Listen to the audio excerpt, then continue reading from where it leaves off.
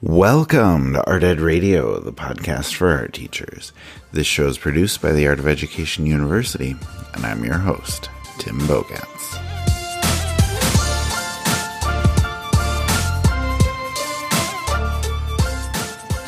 As promised, we have a mailbag episode for you today. Amanda Hine is here, and I will bring her on quickly for the first in what are going to be a series of monthly mailbag episodes.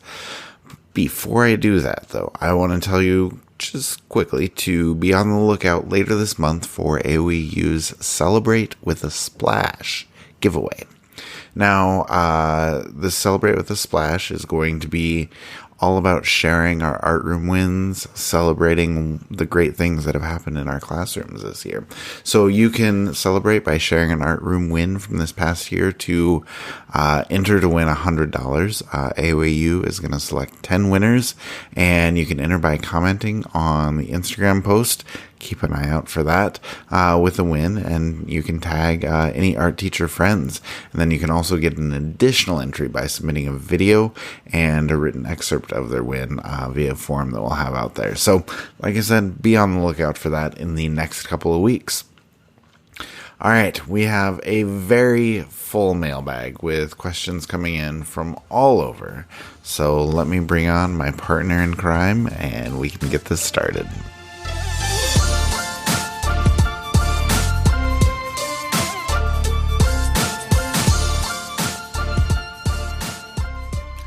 All right, Amanda Hine, welcome to a very exciting mailbag episode. How are you? I am great. It is summer. It is my kids' second to last day of school. So, I'm feeling good. How about you? I'm doing great. My kids and my wife are already out of school, so life is good here. We're about to go on vacation, so things are great, actually. Amazing. And obviously, I'm excited to answer all sorts of mailbag questions. Just an overwhelming response from people, and we're sorry to everybody whose questions we can't use because we just had so many, but these are some good ones. But one thing that we want to do with these new episodes is we're going to share some kind of a story at the beginning. Maybe fun, maybe hilarious, maybe gross. We don't know what it's going to be, but we thought for the inaugural episode here, we should maybe just kind of tell the story of what these podcast episodes are going to be about, how this kind of came to be, and just telling the story of what we think our art teaching community can come together and do. So, Amanda, I'll give you the floor for story time today. Yeah, sure. Oh, I love story time. I do want to tell a story another time about how I came across ketchup and mustard flavored Doritos, and it ruined my life. That's so gross. Let's not talk about that. Let's do community instead. Okay, so for those of you who don't know, I have worked at AOEU for over 10 years now. I started writing for the blog when I was a classroom art teacher. And so I have sort of had a front row seat to community and how it's blossomed here. And it's been really cool. It's always been a part of AOEU. When AOEU started, there was not quality PD for art teachers, and AOEU really looked to fill that void. And in the beginning, teachers found community at AOEU in our courses, at the conference, and in the comment section of the magazine. So if you are an OG reader, you might remember that the comment section of the magazine really used to be happening. That was a thing. That used to be a thing. And then, of course, as social media bloomed and sort of took off, so did our online audiences. And now we have tens of thousands of art teachers who regularly connect with us on social media. So anyway, all that to say, this year, we've been thinking a lot about how to connect and really connect more with all of you and help you connect to each other. And as part of that process, we're doing this mailbag. And so we hope it will help you feel less alone, to hear from teachers facing really similar things and struggles, and give you an outlet for your own tricky, nuanced situations and questions.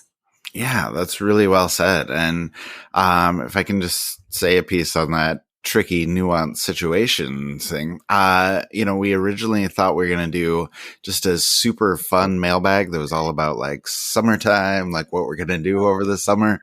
But we just had a really, like I said, overwhelming response with questions, and a lot of them went way beyond that summertime theme. So we're going to jump into some of those tricky, nuanced situations. Right. Like we asked for it. We did ask for it specifically. Yeah. We got it. So yeah, we'll see what we can do here. So question 1 is going to be from Carrie in Georgia, and she emailed in and said, I had big plans for my kids this year, but they didn't really live up to what I wanted from them. The work just wasn't that good. I think they were a little bit disappointed, and I know I was disappointed. I kind of feel like I failed them as a teacher. I know I should let it go, but I'm afraid I'll just be stressing out about this all summer. LOL. Can you give me some advice that can help me move on? So, Amanda, advice for Carrie. I can. First of all, I love that LOL. It's like the lowercase LOL that really means like I'm crying inside, but I'm laughing outside. Right. Like you just know your personality so well that this is going to bother you all summer. Like we know where you're coming from, Carrie. Yeah. I definitely know where you're coming from. Right. So, first of all, I want to validate that this is hard. Like, it can be really hard when something doesn't go the way you want it to. The story that immediately comes to my mind is a cross-curricular project I did for Pioneer Day, which is where the fourth graders dress up like pioneers and like go back in time to the 1800s for a day. Can I interrupt? Yes. I had to do this once upon a time. It was third grade for me. But I won the spelling bee amongst like all the schools in the city who are going to Pioneer Day, and just I was very proud of myself for far too long for winning that. Did you have to like compete in like pantaloons or like knickers? That was the option. You could dress up in like old-time clothes if you wanted to. I'm pretty sure my mom had found me stuff at like the thrift store that I wore. Amazing. Yeah, anyway, anyway, I had the bright idea that we were going to make rugs. That fourth graders were going to make rugs, which is the dumbest idea I've ever had. And I made it this whole big thing. I had people donate old t-shirts. We made t-shirt yarn. And then we started this process of braiding and sewing. And it was just an epic failure. The kids were stressed. There were tears. I was crying after school, and no one made anything recognizable. It was just, or functional. It was a hot mess. And we ended up just scrapping that whole thing.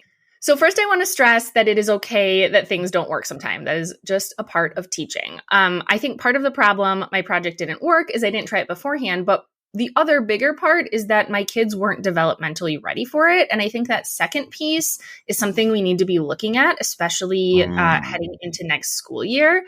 Yep. I think the pandemic, I don't think it did throw a lot of what we knew and assumed about student capability and readiness out the window. You and I have talked to so many teachers who are in the exact same position as Carrie here, where kids are just like not able or willing to do the type of work they had been doing 3 or 4 years ago. So I actually have some advice. One, recognize you're not alone. I mean, we have heard from dozens of teachers, and which means there are thousands of them facing this exact same issue. I think another important piece here is to treat yourself like you would a fellow teacher who came to you looking for advice. Like, would you tell them to stew about this all summer and think they're a terrible teacher? Like, you hopefully not. You would tell them to have some grace for themselves, right? So don't beat yourself up either. And then understand you might have to rethink some of your strategies, right? Like, so look at this year as sort of a gift. Like, what can you learn and tweak for next year? So maybe you reflect and you find you need to build in more skill building exercises before you jump into projects. Or maybe you open up projects to more student choice so that they feel more invested. Or maybe you poll the class at the beginning of the semester next year and figure out exactly what they're excited about and what they're more invested in learning. So it's okay to modify and go back to basics a bit if that's what your kids need. Like, I don't think there should be any shame in that of making things easier or less rigorous. Like, that is actually what may make your kids more successful is going slow to go fast, essentially. And finally, the last thing I want to say is I want to recognize that even by just asking this question, by you taking the time to ask for advice about this, like, that it's clear you are a wonderful reflective teacher. So you're going to figure it out, be gentle with yourself, and please go enjoy your summer and do not think about this until the fall.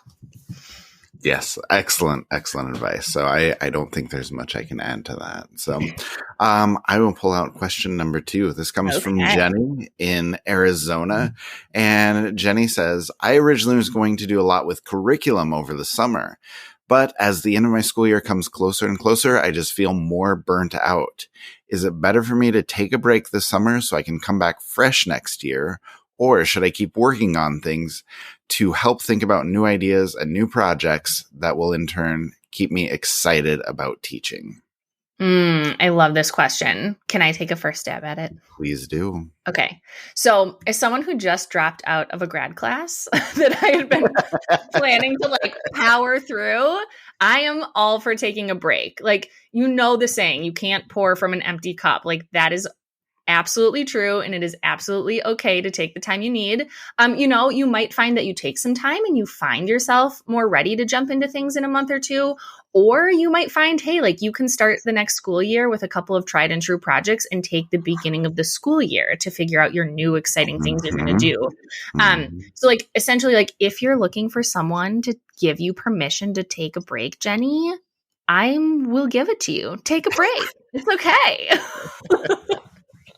Do you have anything to add, Tim? Do you want to give Jenny permission also? Well, okay. What I was going to say, taking a break.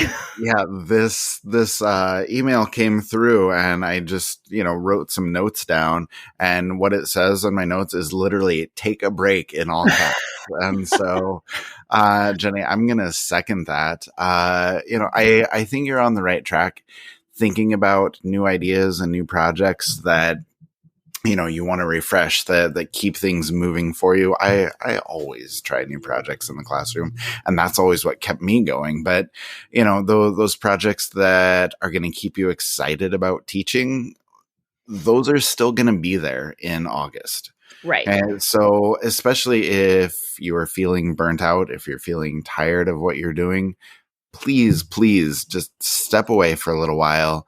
Give yourself a break, a physical break, a mental break, and you can start fresh in the fall. So yeah, please step away for a little bit. Give yourself the time you need to come back stronger and better next year. And all of those exciting things will still be exciting in the fall. So. Absolutely. All right. Amanda, would you like to take question 3 here? I would. Okay, so our next question comes from Hasina Sultan on Instagram. And first of all, she finished her very first year of teaching. So huge congratulations. Round of applause. That is a huge accomplishment. She was looking for some advice for next year about a couple of things, but the piece I'd like to focus on is summer school. So Tim, I'm wondering if you can give us some thoughts about, I actually never taught summer school, so I'm going to throw this to you, but how to make summer school run smoothly. Yeah.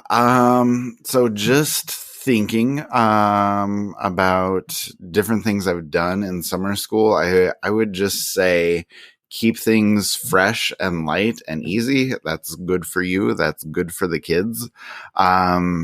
Just trying not to get too in depth, because like summer school attendance, at least what I've taught, not that great. And so if you get really in depth and you have a limited time where kids are just, not able to be there all the time, or not able to dive into really in-depth projects, you want to kind of avoid those. So just keep it light. Just some ideas off the top of my head. I would say use drawing prompts, like find some fun drawing prompts. If you go on to the AOEU website, we have lists of serious drawing prompts. We have lists of silly drawing prompts. We have lists of other drawing, just all sorts of great ideas that can just get your kids working on fun, simple stuff. I would say get outdoors, try and take advantage of the really nice weather, and try and do what you can do to get kids outdoors. I just recorded a podcast on what you can do outdoors. We've had a ton of articles for nature inspired lessons. So all sorts of resources out there. I always like to just try out new supplies, stuff that maybe kids haven't tried before, or using materials in different ways, things that you maybe aren't confident enough in to teach during the school year. Just try them out. Like, it can be a learning experience for you. It can be a learning experience for your kids as well. I think anything hands-on is really, really good, whether that be clay or, even air dry clay or model magic or whatever you have access to. Natural materials are great if you're outdoors, doing some sort of nature inspired sculpture. Just letting kids get dirty. Like, it's good for them. And then I would say, even if you just have like blocks or craft sticks and want to let kids create or build, then I think that's always good. And then I think just a really fun one to tie in some art history is just have kids try and recreate a famous painting. Just, look through all sorts of different paintings from art history and have kids work with a friend or a team to recreate poses or recreate, different famous paintings with costumes or backgrounds or, whatever it may be. I'm sure you've seen those all over social media, but it's a super fun thing for kids to do. So anyway, just all those ideas are just sort of light and simple. And I think any of them can help your day camp or your summer school or whatever you have run really, really easily. So, yeah. Amanda, anything to add to any of those? Well, no, but yes, not to the tip, but it jogged a memory, which goes with, I think, the third thing you said, which was trying out new supplies. So I never taught summer school, but I did participate as a student in like summer arts enrichment camps. And I distinctly remember it jogged a memory of trying glass etching for the first time. So the teacher got all of these glass pieces from the thrift store and we, experimented with masking and this etching fluid. It was so fun and felt so cool, when you were like 9 and they were like, this can burn your hands off. But, when you have a smaller group of kids, you can do some of those more fun things. And I think the overarching idea of like keeping it fun for yourself, because really what you don't want to do is teach all year and then have that same level of stress teaching all summer. So I think whatever you can do to make it enjoyable for yourself is also a big win. Yeah. Excellent idea. Yeah. Just do things that you enjoy. Like, it's right. It's going to make summer school so much more fun. Okay. Question number 4. This came from Miss Mooney Logs on Instagram. Great name. Yeah, great name. And Amanda, I believe we pulled this question because you had a good story that goes with it. But the question is, hey, is it usually the job of an art teacher to make props for staging? Love the resources, by the way. So, Amanda, can you speak to props / staging / whatever else you? I sure can. This question made me laugh so hard because we have all been there, right? Like my first year teaching, I had a teacher casually, she was just picking up her class and she casually asked if I could just create a Chinese dragon boat for a school performance. As one does. As one does on a Thursday afternoon. And I was like, well, like, maybe how big does it have to be? And, when does it have to be done? And she was like, oh, just like about 8 feet long. And like, it has to be done tomorrow. And I was like, do you know what I did? Guess what I did? It was my first year of teaching. My first year of teaching, I was 23 years old and I didn't know any better. And so I did it. I did enlist the kids' help. So, I drew it and then the kids painted it throughout the next day with tempera. But okay, here's the thing. Don't do that. Like, no, that is an unreasonable request. I don't think it should be assumed any art teacher will make props, sets, or anything else unless it is outlined in your contract or you have an extra contract. Just because you are artistic does not mean that people get to take advantage of you and your skills. Okay, so it is best to set up those boundaries early and often. No is a complete sentence. Or I do have some ideas for choosing how and when you help, because I do understand, like, I have taken on those kinds of things. Like, I helped with the float for the homecoming parade, right? Because like I enjoyed that and it was fun and whatever. So I'm not saying never do anything extra. However, here are some examples of how you can make this a little bit more manageable. So number one, like I kind of did, you can draw the outline or kind of get the basics set up and then let the person leading the production figure out how to finish it or bring a group of students together to finish it. You could commit to like a 1-hour brainstorming session where you lend your expertise, but you're not actually doing the 30, 40, 50 hours of work that it takes to get it done. Or you can partner in a way that is beneficial to you or your students. So like, do you have art club kids who are interested in that sort of work? Do you have a cross-curricular connection where you have a project you would do anyway that would be good to display for a school performance, like those types of things where it can be sort of part of your curriculum or your plan. And it's not just you sitting at school by yourself for 20 hours to make, a castle that is going to be used for one performance. So those would be my suggestions. No, those are all good suggestions. I wish I had received that advice as a new teacher. Like you said, it's very difficult to set those boundaries, and it's difficult to say no because you feel like you should. I mean, all the reasons we talk about ad nauseum that you want to do that, but it's not good for you. And so, no. like you said, it's important to set those boundaries and be able to say no. Mm-hmm. All right, let's move on to question 5. So as we said, we asked for tricky, nuanced questions, and this is one. It's a really important and a really big topic. It comes from Sierra Resch from Instagram and says, what are some working solutions to sub-shortages at the elementary level when homeroom teachers are absent? In our district, the art, music, and PE teachers are canceling their curriculum for the day and covering homerooms. It is not working.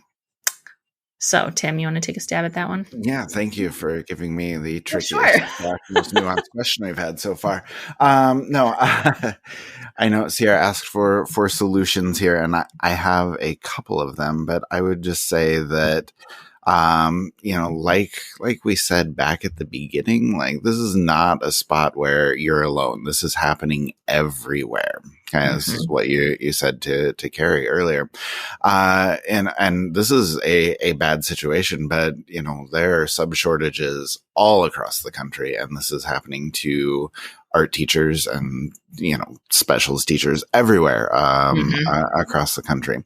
And as much as we wish that we didn't have to cover other classes or give up our planning period or give up our days at some point, like it's what you have to do as a professional. And right, and it's just sort of the unfortunate reality that, you're part of a staff and a team that is hopefully working together. And if your principal is needing you to do something, like that's what you do as a professional. And I would say the best thing you can do is just try and make the best of a bad situation. And I think if your kids can't come to art class, try and bring art class to the kids. Like if you are in 4th grade for, however many hours that day, spend some time with things that you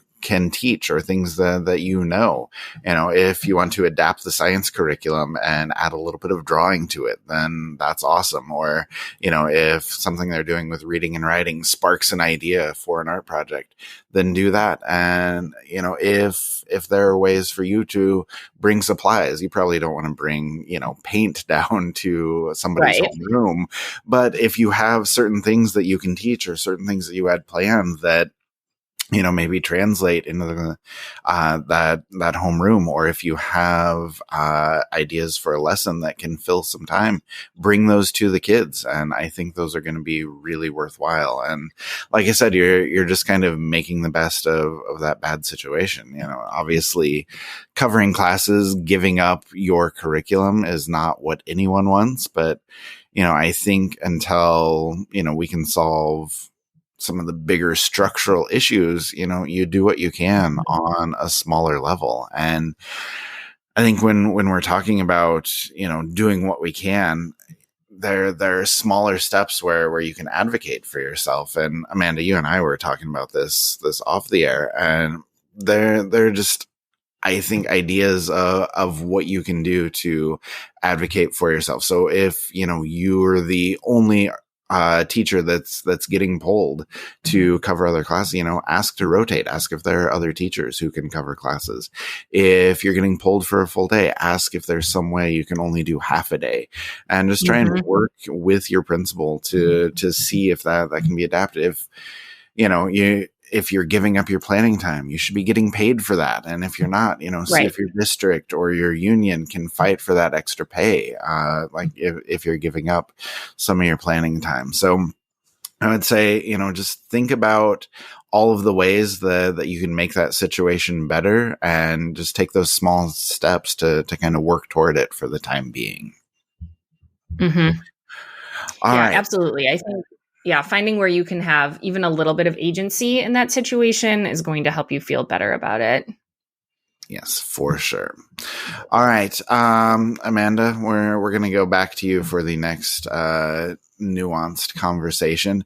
And I'm just going to read this question and let you answer, because I think this fires me up more than anything in education right now. And I don't know if I can answer with just a rant full of vitriol. So I'm just going to ask the question and then step out of the way.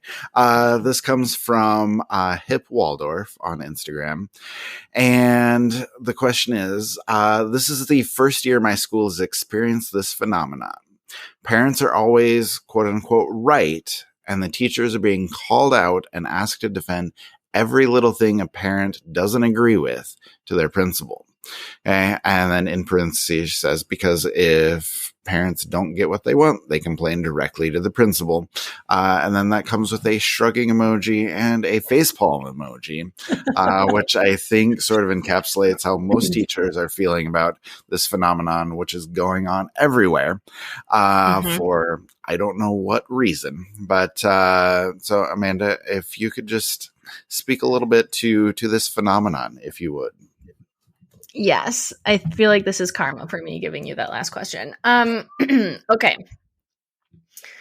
Big sigh. So first, I want to acknowledge, again, these are super tricky situations. They can be so nuanced. Sometimes they're messy, and they're often fraught with strong emotions from multiple angles, right? So this is hard. I'm going to give you a big picture reframe that I hope is a little bit helpful, and then dig into some potential sort of like action items. Okay. So the big picture reframe here first is that in many of these cases where we have people criticizing teachers, it is a relatively small group. And I'm not trying to minimize anyone's experience, but I'm trying to sort of just step back and have an objective lens to the situation. I think in anything, pick any issue these days, the loudest, most critical voices are often the ones we hear the most, right? But the reality is that there are many, many more people that support teachers than don't. They may not be loud voices, but the support is there. And we're going to kind of talk about that in the actionable items section in just a second. So the first thing to remember is that many, many parents are supportive of what you're doing in the classroom. Okay, that doesn't help if they're not really voicing their support, right? So what can you do? So I have a couple of things here. One, I think you need to be really, really clear on the why behind your curriculum, especially heading into this next school year. We all know we teach art. We know it can be tricky because it's about more than just how to draw or how to sculpt. Excuse me. Art is inherently personal. We're often asking students to share parts of themselves through their work. So be very clear about why you are teaching, what you are teaching in case anyone asks. And if you do live in an area where things are contentious right now, you might consider sharing that syllabus with your building principal just to get their perspective on your plan and, any areas that they might flag, right? Okay. Number 2 then would be to work to understand your local climate. So research who is on your school board. Be sure to know your state and local policies. Like this is part of your job to understand what the parameters are. Are there themes or ideas you need to be more sensitive about teaching or get prior authorization to talk about in your classroom? I think it is worth doing your due diligence here so that you're not surprised by any pushback you may receive. And again, I am not saying people shouldn't trust you as a professional to teach what, I do believe, teachers have the best interest of their kids at heart, but I'm saying like you should be aware of anything that's sort of heightened in your area, just so you are aware and are not surprised. Okay. Number 3 is to get involved. Like if you are unhappy with the direction of how things are going, be it on your school board, your local, your state, or national level, like how can you enact change? And so there are 2 easy ideas. The first is to find your supporters, right? So find your supporters and encourage them to show public support for your program. This is important, right? They could write a letter to the school board. They could call your principal. They could come to your art show. They could post on social media. As I mentioned before, like many people are there to support you, but they may not be doing it publicly yet. So if you have a few trusted people who you know are supporters in your community, asking them to take that step can go a long way. And then the second is to vote, right? This is an easy thing we can all do. You can vote for local, state, and national candidates who match your values and support your vision for education and art education. So again, this is a complicated question with a complicated answer, but I hope I've given you a few concrete things to think about. Yeah, those are some excellent suggestions. If I can follow up on just one thing there, you talk about, thinking, reflecting on the why and the what of what's going on in your classroom, what you're teaching. I think being proactive and taking that why and the what to your principal, your admin, and having a conversation with them is worthwhile. So they have an understanding of what's going on in your classroom, why you're teaching what you're teaching. And just they're empowered with a little bit of knowledge, and that can sometimes help. So I think, that's worth a conversation with your admin after you reflect and kind of figure that out. So absolutely. All right, Amanda, I think this is the final question for our mailbag here. This came from Jenna in Illinois. And this was an email that came in, and it's kind of a long one. Okay, but she says, I have a question about coping with and managing student behavior and attitudes toward myself and my art class and school in general. I'm a third-year teacher, and I'm struggling big time. I consider myself to be sensitive and empathetic. I tend to take on other people's emotions and feelings, and when teaching middle school, emotions are all over the place. Hey, this past year, right. That was what I thought when I read that as well. This past year has been an emotional, physical, and mental struggle as misbehavior and rude and negative attitudes have been through the roof. I have tried having restorative conversations, contacting parents, admins, other teachers, but I'm feeling like I've hit rock bottom and can't imagine another year of this. Every Sunday night, I'm overwhelmed and sad about the days to come. Any suggestions on how I might begin to remedy apathetic attitudes and rudeness, or advice on how to get out of this I can't do this anymore mentality that I'm struggling with? I don't want to give up on my students or my career, but I no longer feel like I can sacrifice my well-being. Yeah, that sounds like a problem. Yeah, that's a tough one. It's a tough one. Okay, so I would say very gently, I would suggest finding someone you can talk to, preferably a licensed clinical therapist who can really help you wade through some of those feelings, right? Like I'm a pretty open book in terms of mental health. I think I have talked about this on the podcast before, but if you don't know, I struggle with anxiety in a very real and clinically diagnosable way. Not just like, oh, I worry, like it's can get really intense, right? And so I want to say I have been exactly where you're at, and taking on other people's emotions is not helpful to anyone, and is an unsustainable way to live. That was literally the greatest lesson all of the therapy I've gone to over the years has taught me is like, other people's situations are other people's situations. And, you don't have to take on other people's emotions. If you have anxiety, you probably have enough of your own to deal with already. Right.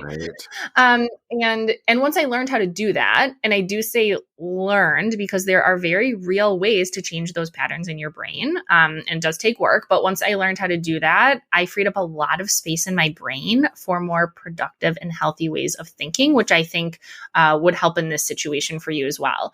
And the other thing I would say, and I will turn it over to Tim for some more, hopefully practical, actionable steps here, but like your job is not your identity. So if you do come to the conclusion that you want to switch careers or look for a different teaching position at a different school or with different students, or maybe you go to museum education or an adjacent field, like that is also okay. Like just because you started your career as an art teacher doesn't mean you have to finish it that way. Like look at Tim and I, right? We both worked in the classroom for many years. And I don't know about you, Tim, but I felt really apprehensive about leaving and what that meant for me as like a person. And I'm still very fulfilled in my job right now. So that is also an option if you feel like you need to do that. So, Tim, do you have some more like tangible advice here? Yeah, no, I think it's important to do both. Like this is a question that requires personal advice and also professional advice. So thank you for the personal. So on the professional side, I would say that you should continue to have those conversations with admins and with colleagues. And, I would say what I found is when I ask for help, I need to be very specific in what I'm asking for. Yeah. Like if you go to your admin and say, "Oh, my kids are behaving terribly," like what? There's not a lot that they can say to that. But if you can go to an admin and say, "Hey, this class is having this problem," or if you can go to a colleague and say, "This kid is doing X, Y, and Z. Have you seen that before? What would you suggest I do? How can I solve that?" If you give them specific problems to solve, then that's way more helpful than just complaining or venting about what's going on. That being said, complaining and venting can also be really worthwhile sometimes. You don't want to let it get too negative, but if you have colleagues that you can talk about those issues with and you can brainstorm and you can share solutions, then that can be worthwhile. So I would encourage you to just kind of find those connections and find, like you talked about in the beginning, Amanda, find your community. And that might be other art teachers, either in your building or your district. Like, I have no idea, Jenna, like how many people you teach with, if you have other art teachers or what it looks like, but just try and connect with other art teachers wherever you can.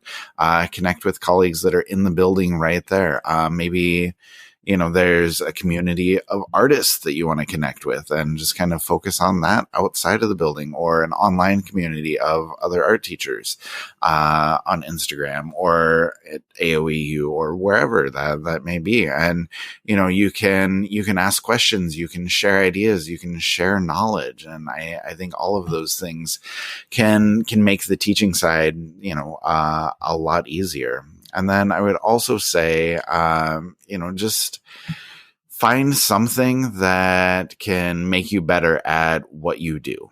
Okay? Whether that's as an artist or as a teacher or whatever the case may be. I always found that doing professional development as a teacher is really worthwhile.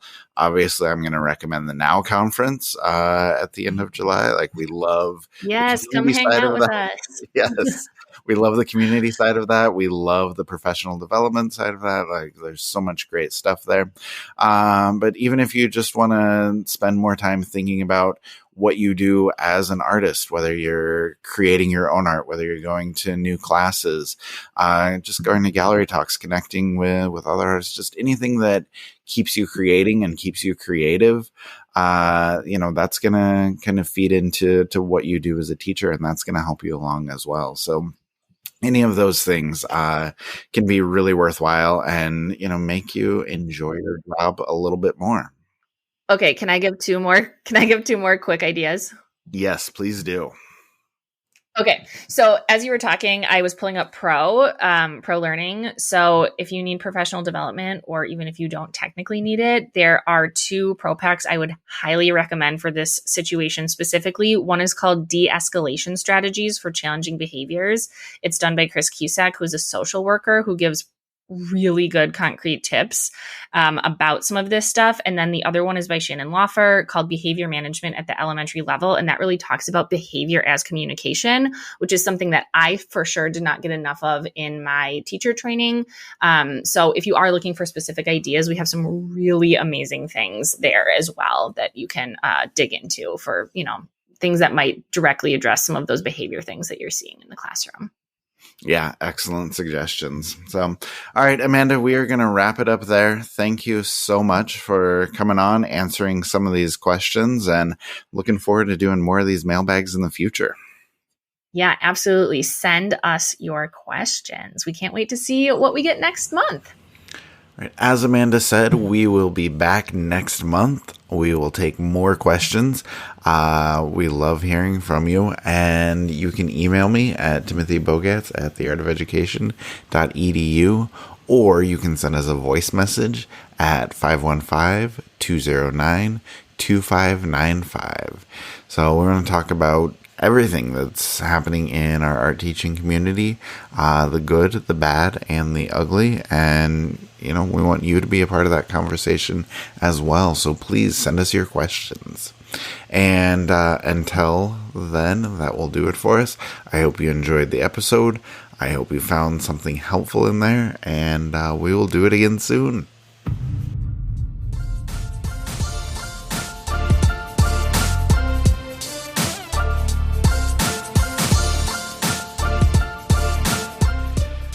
Art Ed Radio is produced by the Art of Education University with audio engineering from Michael Crocker. Thank you, as always, for listening, and we'll be back with you next week.